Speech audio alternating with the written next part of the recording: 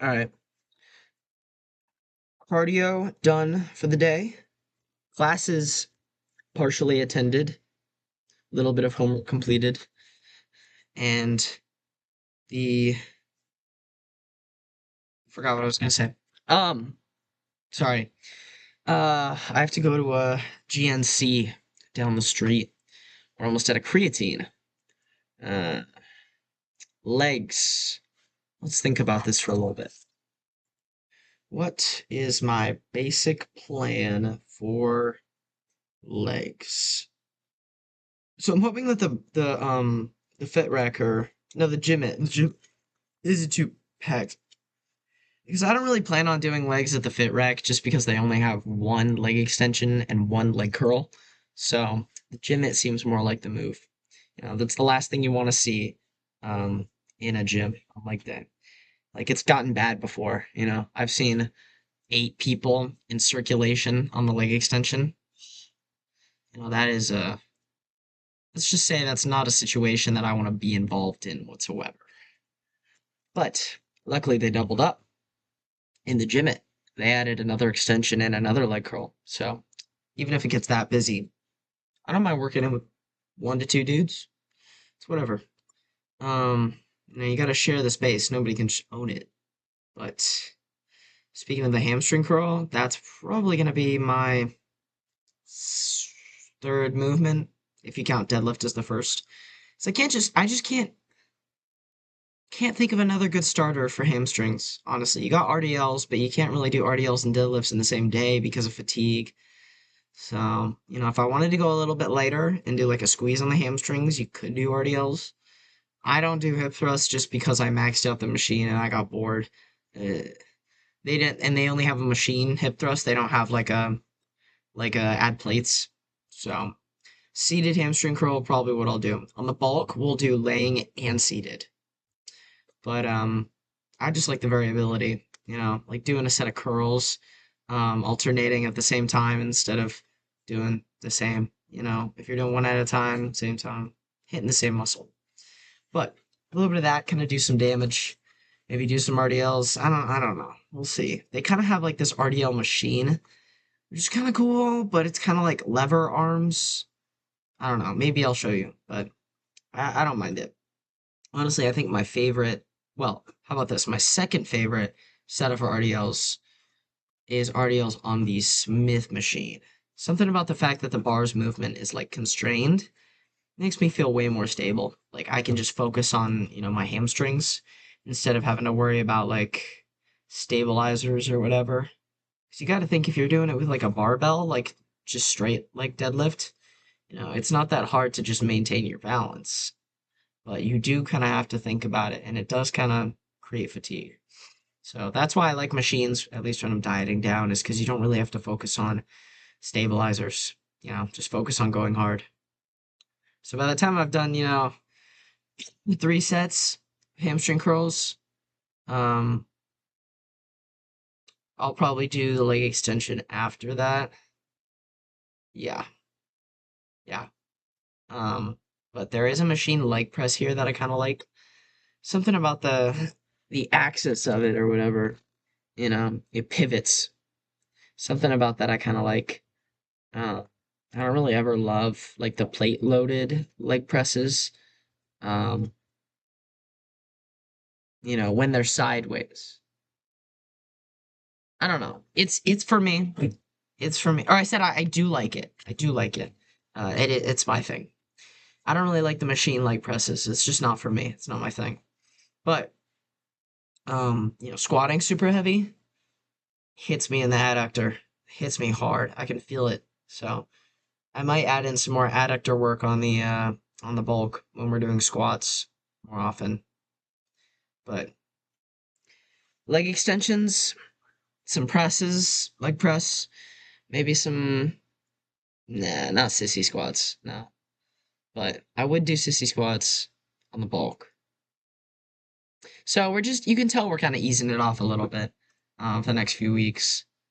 Um, but yeah, I don't know why people hate on the Smith machine. That's a dang good piece of equipment.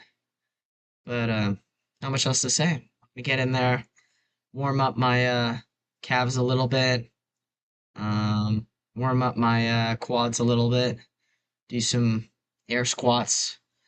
'Cause you gotta warm that up before you're gonna do any movement, man. Like, I don't know how, if I don't warm up my calves, I get a little bit of a pinch in the back of my knees that I don't really like, on like the hamstring curl.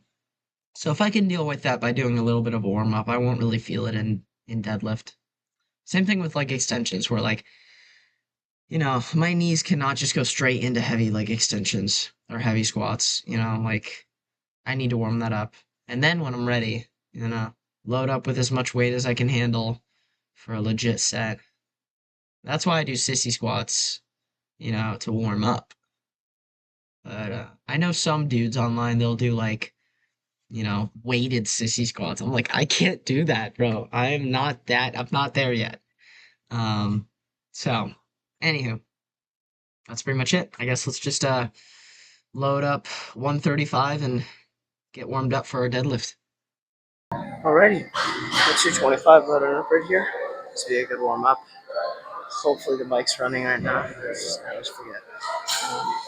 But 225. Top set's going to be 255, I believe, and then back off to 235. So this will be a good warm up before our working set, our top set.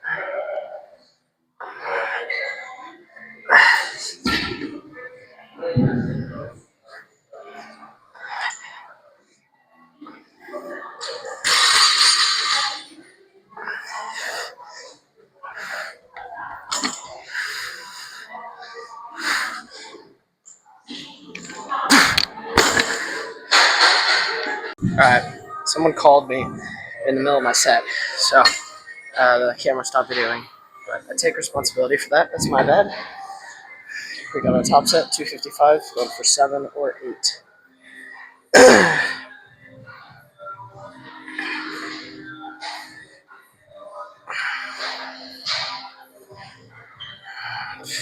Got some music going.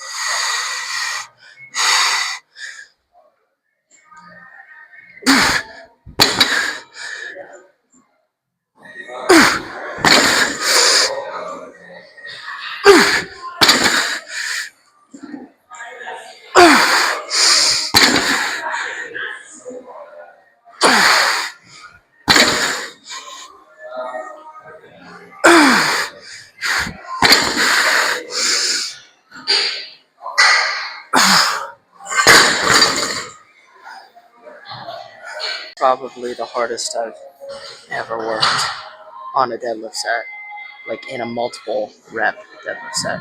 Because I've done like 1 rep maxes, 2 rep maxes before. That was like the most like burning feeling, fatigued I felt.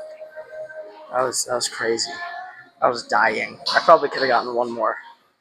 Yeah, I probably could have gotten one more, but I had tunnel vision. It was crazy. So we lowered it to 235. I'm gonna do 2 sets here. At like 7 or 8 reps. We'll see. I'm like, it's 4 or 5 minutes later. I'm like still catching my breath. It's crazy, man. I gotta like get some music going and get amped up for this. I'm freaking ready. There's no one else going this hard right now. No one else on the deadlift platforms. Nobody going this hard.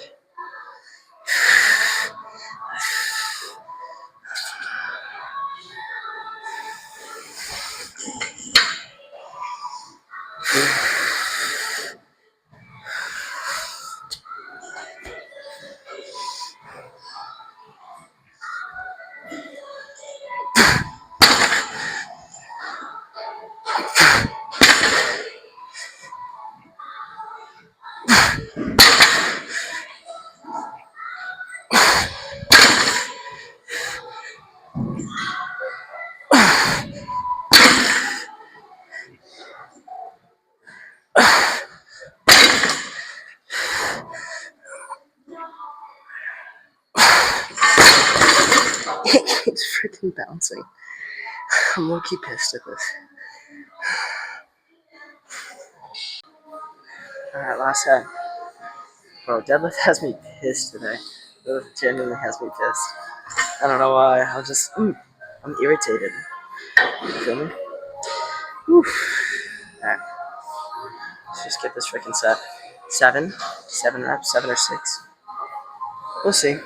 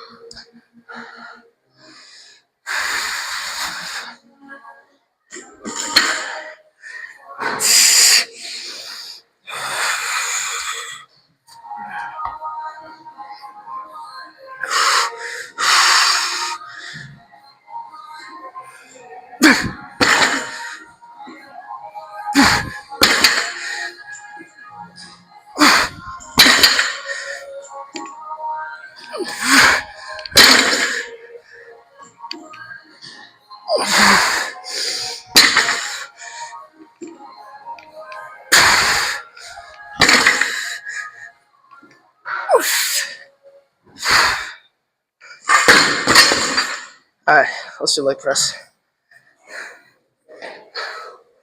I'm gonna go for 10 to 15. I was gonna go up in weight, but it's doubtful that I'm losing a pound a week and going up in weight. But I should probably get moving. I got some supersetting on here.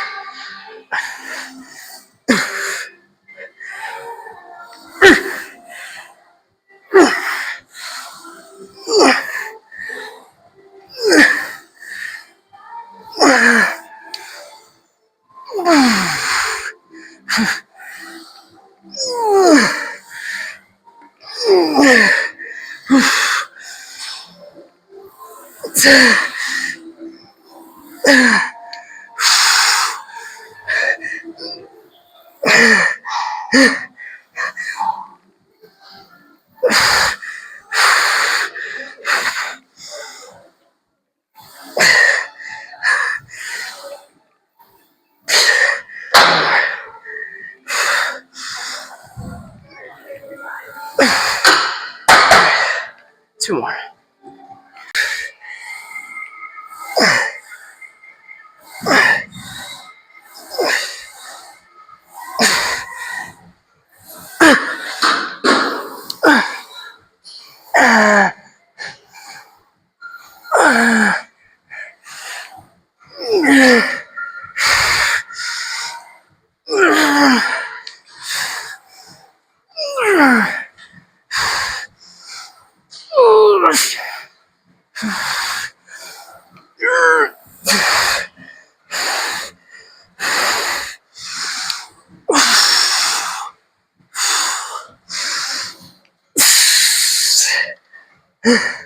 One more.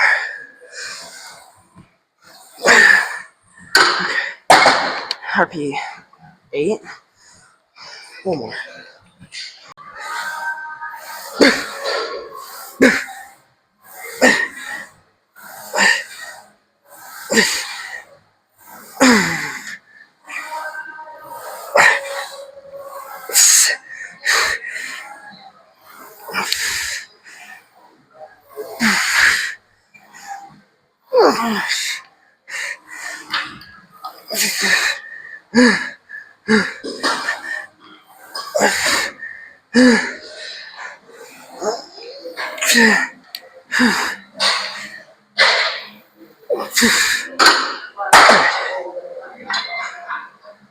Leg curls.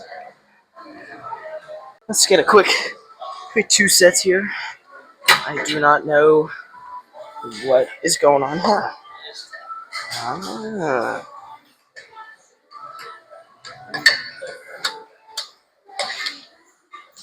This thing is almost up.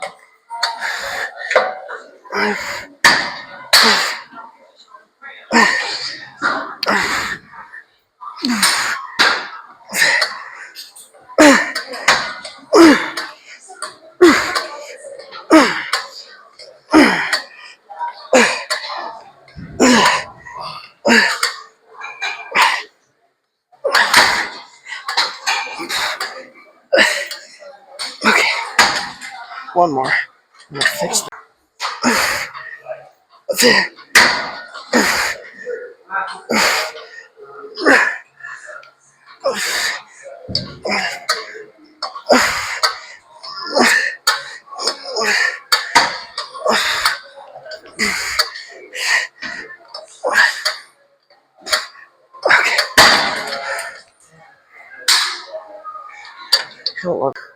2 sets, and then we're done.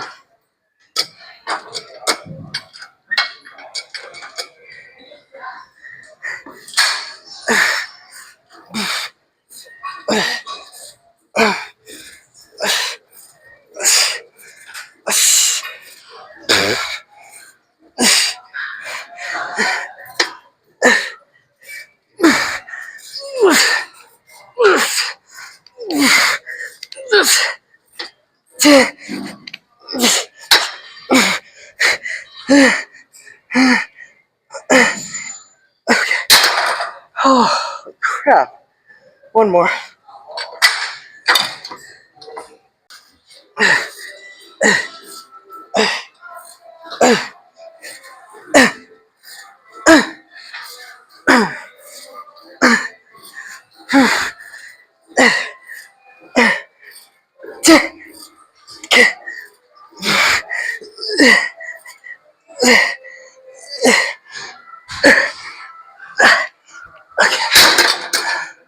Alright, let's get out of here. Alright. Got some Sprite Zero. Legs complete. Even with a less than ideal, well, maybe not the right way of phrase, but we'll just say even though quads didn't glow completely as planned, the pump was still freaking good. That was good. Probably gonna do some stretching, some like localized massaging of the area, but right in my adductor, my hamstring. Maybe I tweaked it. I don't know. We'll see. But typically when something like that happens in your forearm, your hamstring, your ankle, there's so much different information out there. Like, you can't just like take no action, right? If I ever like messed up my forearm, and got kind of what I assumed to be some kind of tendinitis, flaring up, pinched nerve, whatever, and I was like, man, this sucks. It's freaking kind of bothering me and stuff. What the heck is going on here? You look it up, see someone else with the same problem, and the guy's like, oh man, all I did was just freaking grind out of it, with a lacrosse ball, and it seemed to work. So, same thing can kind of apply to whatever. I guess just now the situation of it is a little bit of a tweak comes to mind. I was always, I was asking for it. I was heavy frickin' leg press. But I guess I didn't really try to push through it. I could tell in the warm-up sets that I was starting to feel, the adductor flare up a tad. But then, last thing I want to do is freaking... I literally had this thought and then, reverted back to reality of, as I'm working my way up. I did 1 plate, couple reps, 2 plates, couple reps. I was like, okay, I can kind of feel my adductor starting to pull a little. 3, and I was like... okay, alright. So, I bet you saw me, pull back on the last 2 sets, kind of leg press. And I kind of wanted to just kind of push through it, but I kind of just had the enlightened state of mind to kind of realize I was asking for trouble. Now, the last thing you want to do is ask for trouble, because there's nothing inherent in the risk of, injury just in general. Now, me saying that isn't necessarily reflective of my training style, but do as I say, not as I do. Push yourself as hard as possible, but if you're about to do some bench and you could tell your shoulder's just a little tweaked, or you can tell something feels just a little off, you're probably not going to regret saying, okay, well, let's back off. We'll just go a little lighter. do something else. You know, so I'd hope that that's something you don't. It's a skill you don't have to develop too much through trial and error, but I guess it kind of probably is. But I'd rather have the issue of going too hard than not going hard enough. You know what I'm saying? You know, this kind of line of, I guess I've said the same thing before, but there's a line of, you know, a way between, you know, where you can kind of get effective gains from it by throwing it around or, you know, doing legit reps, and then to go beyond that and push yourself to what you're capable of without injury, obviously. That's where you want to, you know, that's the realm of which you don't want to delve into. You know, you want to approach it, you know, you want to get close. You know, if I'm feeling pretty strong on chest, I want to do upwards of like, you know, a plate and a half on incline Smith. But just because I feel kind of strong does not mean I'm going to try and, you know, put up like a plate and a quarter, you know. So that's kind of my training style, in that I'm not getting too hurt. Because even though I kind of try to, you know, throw it around for what is relatively hard for me and hard for most lifters, I never want to do less than, you know, 8 reps a set. You know, I'd say for the first strong sets of heavy dumbbell curls or bench or squats or rows or pull downs, you know, for the sets that I'm really pushing and trying to move as much weight as possible, I'm never going to do an amount of weight where I get, you know, 7. And if I do that, that means I overestimated my strength. You know, I want to be in that 8 to 12 range for the most part, for those like heavy sets. And then once I get like 3 or 4 of those done, I'm really just trying to burn out whatever muscle I'm targeting. You know, let's just imagine hypothetically chest. Or I guess this might be the chest workout tomorrow, but we'll see how I feel. But it could be, you know, 2 sets of incline Smith barbell, real heavy, 15 reps max or less. And maybe I do 2 sets of Smith machine flat. Same thing, as heavy as I can go with, you know, well, as heavy as I can go for maybe 12 reps-ish. I'm not going to go so heavy that I can only get 5 or 4. It's just not really conducive with gains, in my opinion. Just me. But after those, you know, 3 sets of heavy pressing, and then 2 sets of flat, I wouldn't mind pec deck or cable fly. In my case, you know, lower to upper, low to high. Get some upper chest. But enough about training. You know, let's talk about what I'm gonna eat later tonight. Because I think I'm gonna make some kind of meat. We'll see. You know, probably 80 grams of protein worth, maybe 20 grams of fat. Don't diss the microwave steak method. Don't diss the microwave steak. I'm gonna try my best. You know, I just gotta make sure I hit that 2,000 calorie limit and not exceed it for these next 3 weeks, just so I can put the finishing touches on this cut. But I'm gonna stop adding, you know, the weight into my mind so often, because, you know, when I talk about the weight all the time, it just kind of, you know, rather than going like up a pound and down a pound just from differences in, you know, hydration or carbs, or, you know, let's say I do a really crazy leg day, I'm like a pound heavier the next day just from inflammation, just because I'm like extra sore. So I'll bring up my weight in the video sometimes, but I think, you know, I'm not going to put it in the title. I'm not going to yap about it too much. You shouldn't really focus on your day-to-day weight, regardless. Anyways, what really matters is your week-to-week. You know, because one day, let's say I don't drink a ton of water, and I wake up at like 2:30 the next day, you know, kind of dehydrated. And then that day that I woke up at like 2:30, let's say before bed I drank a liter of water with an electrolyte packet. already pretty hydrated throughout the day, I could wake up at 2:45 just because I got more fluids in the system. So I understand why there's a little bit of confusion there. But even then, my goal right now isn't even about the weight. It's more about, well, the primary goal is to just kind of resensitize my appetite so I can eat hard, once I start eating. But just for now, getting leaner. That's pretty much it. Yep. So, I'm going to drink my Sprite Zero. I'm going to put this video together. I'll see you for chess tomorrow.